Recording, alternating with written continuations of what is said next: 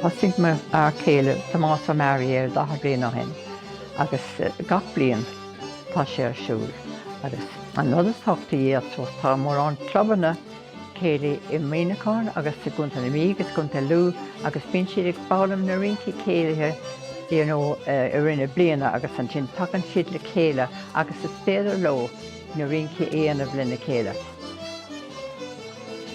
A bheocan nósa bhí an beidir ach do bliain roimhe sin tá cuimhní ag na daoine áitiúla like ag túsan nídig sa trídó cethir beidir thús go nídig fihin or bhíoh daoine ag bailú gan nabhar a máilta taobh mí ag an Crosbhóthair chun well damhsa agus beidir ceol agus rudí eile a dhéanamh. So is ar bhealach is a crothú ar sin ach sa bhéid is gur ar an rinci céilí atá an bhéiminis seachas rud a beheile.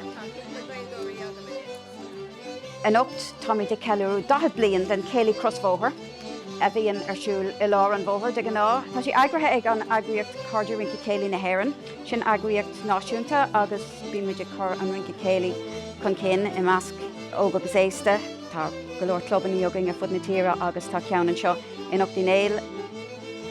Béimiid le chunamh dé ag déanamh séideag rince difriúla, buinte néir, clóras gan an tí, chuirsa sin déag, íbnis na bealtainna agus tá go léir difriúil agus ní siad go rán tanarás agus is táachta go nada é cuméad beo.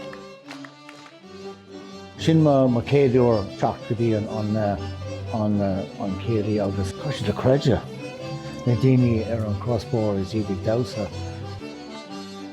Tá an aimseir tá sí cuisimh fuarach is cum an aimseir tá daoine ag buinte an tanamh as an ceol agus an rince. Agus ag búla le céile. Bhí Judy O'Donnell ag tacht ar a rothair ó Cananas mór ag múna rinci céilí agus drámaíocht agus gaeilge agus a lehéid sa seanscoil trasna an bóthar agus bhíoh maithar féin ag freastal ar na rangaí sin. Ba banna céilí an tara an seo an Ucht agus ba siad sin ag seint don na damhsaí ar fada. Caid mé claachta a dhéanamh go dtibhann beidh mé ann an bliain scúla na cúna dé.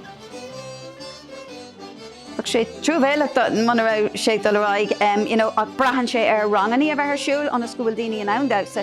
Ní fiú éon bhd mar seo chur ar siúl man bhfuil daoine an ann damhsa I dhéanamh.